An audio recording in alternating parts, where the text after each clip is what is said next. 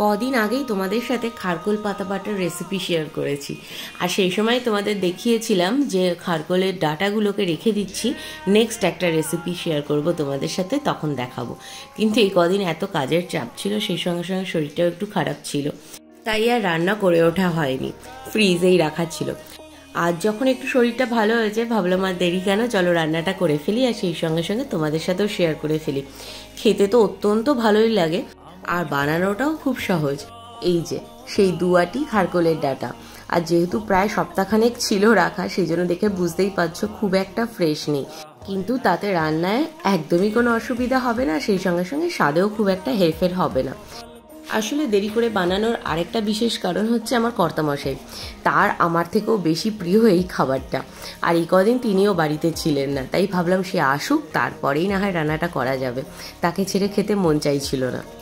এইগুলোকে এখন সবার ফার্স্টে ছোট ছোট টুকরো করে কেটে নিয়ে ভালো করে ধুয়ে নেব। এই দেখো, এই যেরকম ছোট ছোট টুকরো করে কেটে নিয়েছি, আর সেই সঙ্গে সঙ্গে ভালো করে ধুয়েও নিয়েছি।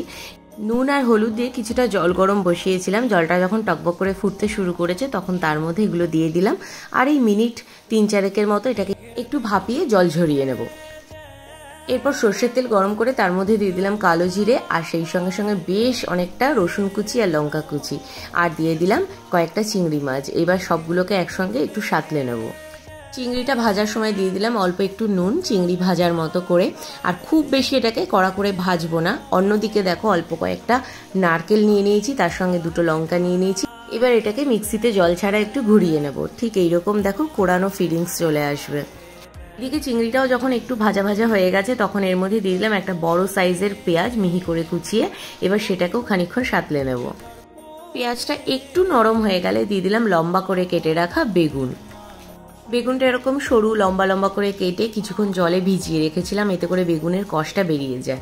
এরপরে দিয়ে দিলাম স্বাদ মতো লবণ, তার সঙ্গে 1/2 চামচ হলুদ দিয়ে ভালো করে একটু নাড়াচাড়া করে মিনিট খানেক ভাজা ভাজা করে নিয়ে এটাকে ঢাকা দিয়ে দেবো।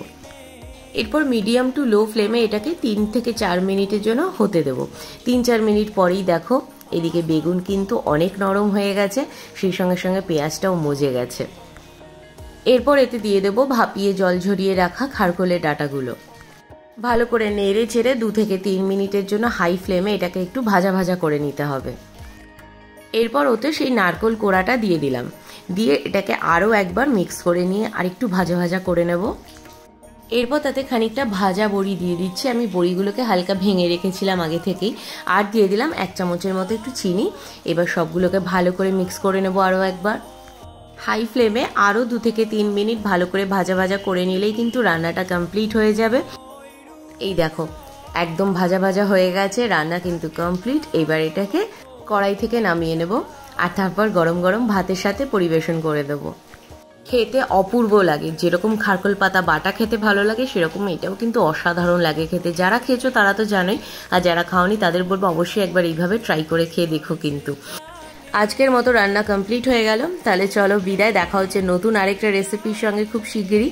টিল দেন সবাই ভালো থেকো, সুস্থ থেকো, আর হ্যাঁ, ভিডিওটা ভালো লাগলে অবশ্যই একটা লাইক কমেন্ট শেয়ার করতে ভুলো না। যারা এখনও পেজটা ফলো করোনি প্লিজ একটা ফলো করে দিও, আর ইউটিউব থেকে দেখে থাকলে চ্যানেলটা সাবস্ক্রাইব করার অনুরোধ রইল। টাটা।